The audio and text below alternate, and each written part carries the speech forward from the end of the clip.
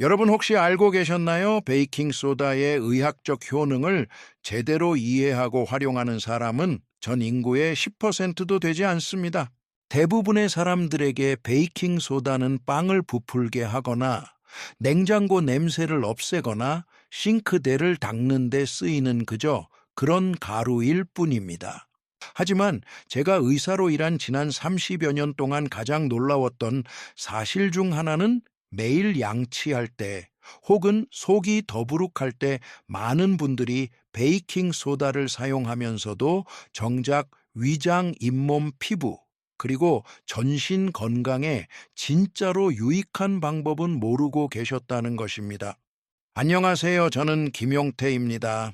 이 영상에서는 여러분께 짧은 이야기들을 통해 베이킹 소다가 언제 우리의 비밀 친구가 될 수 있는지, 그리고 어떤 경우에는 양날의 검이 될 수 있는지를 알려드리겠습니다.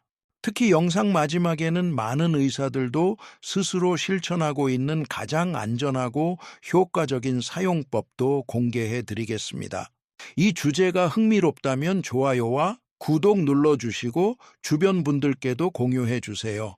사랑하는 여러분, 많은 분들이 모르고 계시지만 의학계에서 베이킹소다, 즉 탄산수소 나트륨은 과거의 공식적인 위산 중화제로 사용되기도 했습니다.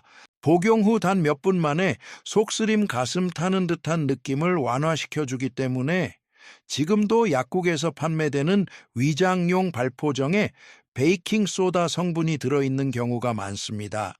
이처럼 베이킹소다는 산을 중화하는 특성 덕분에 속 편한 친구가 될 수 있습니다.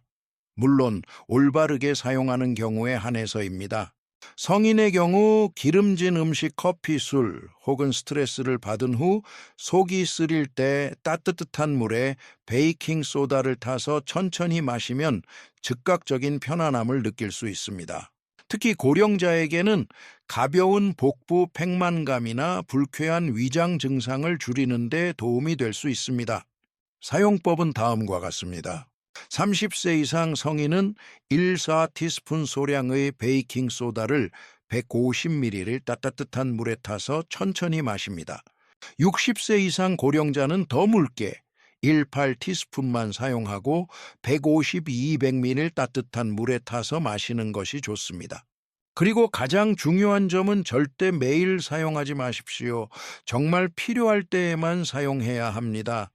이것은 어디까지나 급성 위산 과대에 대한 응급 처방일 뿐 매일 복용해야 하는 약이 아닙니다. 30세 이상 성인은 하루 1회 주 2, 3회 이하로 제한하세요. 90세 이상 고령자는 2, 3일에 한 번 증상이 심할 때만 사용하시길 권장합니다. 요약하자면 베이킹소다는 잘만 쓰면 훌륭한 의학적 도구가 될 수 있지만 사용법과 시기를 정확히 지키는 것이 관건입니다. 많은 분들이 깜짝 놀라실 겁니다. 베이킹소다가 위장에만 좋은 것이 아니라 피부를 진정시키는 데도 효과가 있다는 사실을요. 피부과 의학에서는 묽은 탄산수소 나트륨 용액이 가벼운 가려움, 알레르기 반응 발진, 심지어 햇볕에 그을린 후에 화끈거림을 완화하는 데 사용됩니다. 물에 녹인 베이킹소다는 중탄산이온을 방출합니다. 이 이온은 땀 속의 젖산이나 벌레에 물린 후 피부에 생긴 약산성 물질을 중화시켜줍니다. 그 결과 감각신경을 자극하던 자극이 줄어들고 가려움이나 화끈거림이 빠르게 가라앉습니다. 또한 약한 알칼리 성분이 피부의 pH 균형을 조절하고 염증 반응을 진정시키며 햇빛에 탄 피부에 열을 식혀주는 데에도 도움이 됩니다. 또한 베이킹소다는 고운 가루 형태로 사용할 경우 팔꿈치나 뒤꿈치의 각질을 부드럽게 제거해주는 자연 각질 제거제로도 사용할 수 있습니다. 단 얼굴이나 얇은 피부에는 사용하지 마십시오. 특히 노인의 경우 피부가 얇고 민감하기 때문에 피부 자극의 위험이 큽니다. 가벼운 가려움, 땀띠, 모기, 물림 등에는 따뜻한 물 200ml의 베이킹소다 1작은수를 섞고 깨끗한 거즈에 적셔서 가려운 부위에 510분간 대줍니다. 증상이 남아있다면 하루 12회 반복할 수 있습니다. 햇빛에 그을렸을 경우에는 따뜻한 물 5리터 정도에 베이킹소다 34큰술을 넣고 잘 섞습니다. 그 물에 부드러운 수건을 적셔 그을린 부위를 가볍게 닦아주시거나 온몸을 청미일 5분 정도 담그는 것도 좋습니다. 마지막에는 부드러운 수건으로 가볍게 물기를 닦고 향료 없는 순한 보습제를 발라주는 것이 좋습니다. 주의사항도 꼭 기억하세요. 베이킹소다는 외용 전용입니다. 상처가 나 있거나 피가 나는 부위에는 절대 바르지 마십시오. 60세 이상의 분들은 피부가 얇고 건조하기 쉬우므로 반작은 술만 사용해 200ml 이상의 물에 희석해 사용하셔야 합니다. 그리고 무엇보다 이 방법은 임시적인 진정 치료일 뿐입니다. 피부가 물집이 잡히거나 가려움이 넓게 퍼지고 오래 지속된다면 반드시 피부과 전문의의 진료를 받으셔야 합니다. 이처럼 베이킹소다는 단지 위장을 진정시키는 데 그치지 않고 피부에도 도움을 줄 수 있으며 최근에는 만성신장 질환의 보조 치료에 대한 연구도 활발히 진행되고 있습니다. 30세 이후 신장의 기능이 점차 약해지기 시작하면 몸속에서는 만성 대사성 산증이라는 상태가 나타날 수 있습니다. 이는 신장이 산을 제대로 배출하지 못해 혈액이 점점 산성으로 치우치는 현상입니다. 영국 런던 로열 병원의 연구에 따르면 매일 소량의 탄산수소 나트륨, 베이킹소다를 꾸준히 복용하면 세 가지 중요한 효과가 나타났습니다. 첫째, 혈액 속 산도를 중화시켜 pH 균형을 안정적으로 유지해줍니다. 둘째, 신장 기능의 저하 속도를 늦춰줍니다. 셋째, 일부 환자에서는 투석을 시작해야 하는 시점을 늦출 수 있는 가능성이 관찰되었습니다. 즉, 베이킹소다는 몸속에서 알칼리 완충제처럼 작용하여 오랜 기간 이어지는 산성혈증으로부터 신장을 보호하는 역할을 합니다. 실제로 많은 의사들이 혈액 검사에서 산증 징후가 보이는 만성신장 질환 환자에게 탄산수소 나트륨을 처방하고 있습니다. 연구에서 사용된 복용량은 체중 1kg당 약 0.550 정도입니다. 예를 들어 체중이 60kg인 사람은 하루 약 30g 정도를 여러 번에 나누어 복용하게 됩니다. 하지만 주의할 점은 이 용량은 반드시 의사의 판단에 따라 조절되어야 하며 절대로 자가 복용해서는 안 됩니다. 임상에서는 주로 500mg 정제나 물에 타서 마시는 분말 형태로 처방되며 복용 시에는 혈압, 체중, 전해질 수치 등을 정기적으로 관찰해야 합니다. 암에 대해 이야기할 때 대부분의 사람들은 항암제, 방사선 치료 수술만 떠올립니다. 하지만 의학 연구에서는 베이킹소다가 암치료 보조제로 연구된 사례도 있습니다. 그 이유는 이렇습니다. 암세포는 일반 세포보다 더 빠르게 포도당을 소비하면서 높은 산성 환경을 만들어냅니다. 이를 월버그 효과라고 부릅니다. 이 산성 환경은 항암제가 제대로 작용하지 못하게 하고 종양 주변 조직을 더 공격적으로 만듭니다. 미국 애리조나 대학암센터에서는 동물 실험을 통해 다음과 같은 결과를 얻었습니다. 베이킹소다 용액을 먹인 동물은 혈액과 종양 주변의 pH가 소폭 상승하여 산도가 줄어들었고 항암제가 더 효과적으로 작용했습니다. 또한 종양의 침투성과 전이 가능성도 줄어드는 결과를 보였습니다. 이러한 이유로 일부 연구에서는 베이킹소다를 경구 또는 정맥주사 형태로 투여해 혈액의 산도를 조절하는 임상실험을 진행하고 있습니다. 하지만 분명히 말씀드립니다. 현재 의료 현장에서 베이킹소다는 암의 공식 치료법이 아닙니다. 단지 일부 환자에게 보조요법으로 연구되고 있는 단계입니다. 이 외에도 항암 치료 중 구강 내 염증이나 궤양이 생긴 환자에게 베이킹소다 가글을 권하는 의사도 있습니다. 입안의 산도를 중화시켜 염증을 줄이고 세균 번식을 억제하는 데 도움이 되기 때문입니다. 베이킹소다는 현대 치의학에서도 공식적으로 인정받는 구강관리 비법 중 하나입니다. 실제로 시중의 많은 치약 제품에는 탄산수소 나트륨이 포함되어 있습니다. 그 이유는 세정력을 높이고 구강 내 산도를 조절하며 입냄새를 줄이는 데 효과적이기 때문입니다. 입 안에서 베이킹소다는 네 가지 유익한 작용을 합니다. 첫째, 당분 섭취 후 산성으로 변한 구강 환경을 중화하여 치아를 보호합니다. 둘째, 탄산수소 이온이 침 속 산을 중화시켜 구취를 줄입니다. 셋째, 미세한 입자가 착색을 부드럽게 제거하여 미백 효과를 줍니다.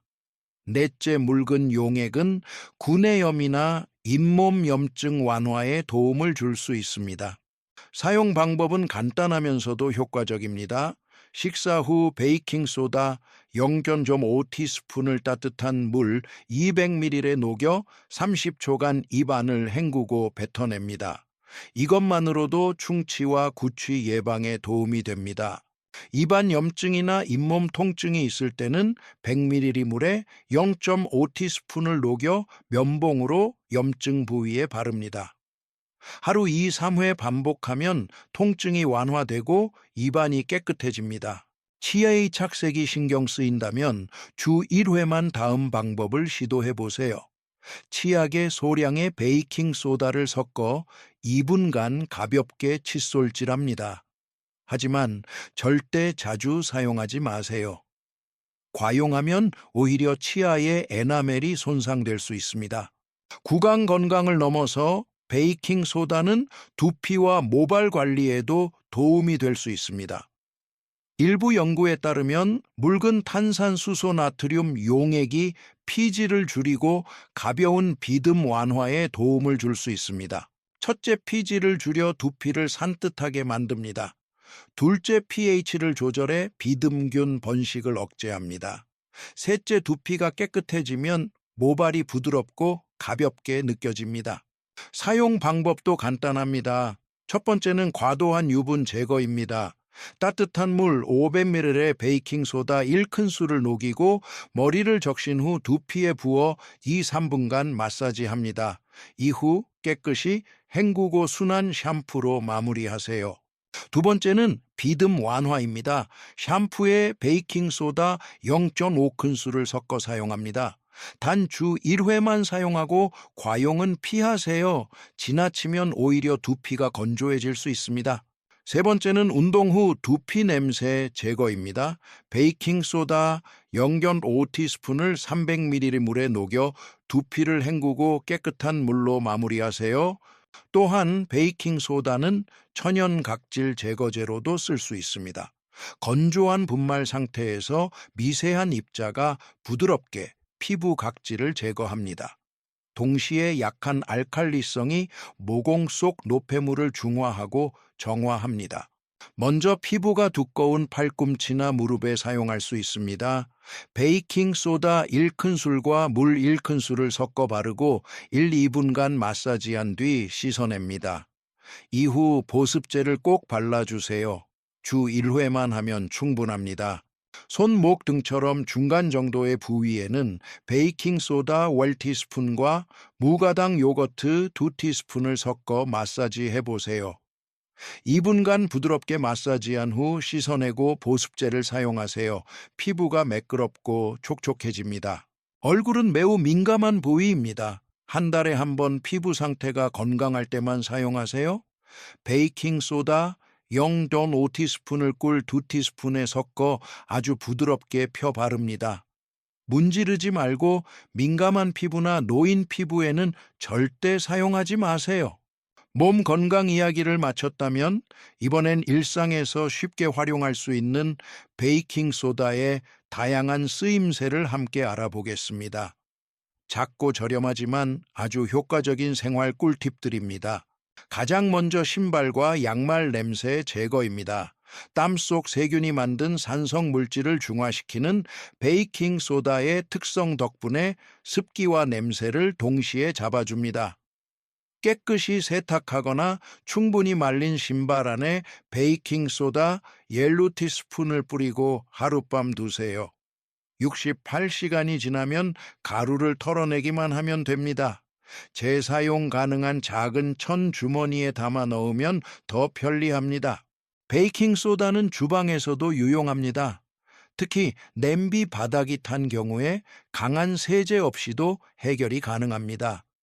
베이킹소다는 약한 알칼리 성분으로 찌든 탄 자국을 부드럽게 풀어줍니다. 뜨거운 물에 베이킹소다 2~3큰술을 넣고 20분 이상 불리세요. 탄 자국이 심하면 하룻밤 두는 것도 좋습니다. 이후 부드러운 솔이나 수세미로 문지르면 쉽게 벗겨집니다. 더 효과를 보려면 물과 베이킹소다 혼합물을 냄비에 넣고 5분 정도 끓인 후 식힌 다음 문질러 보세요. 금속 광택 복원에도 베이킹소다가 유용합니다.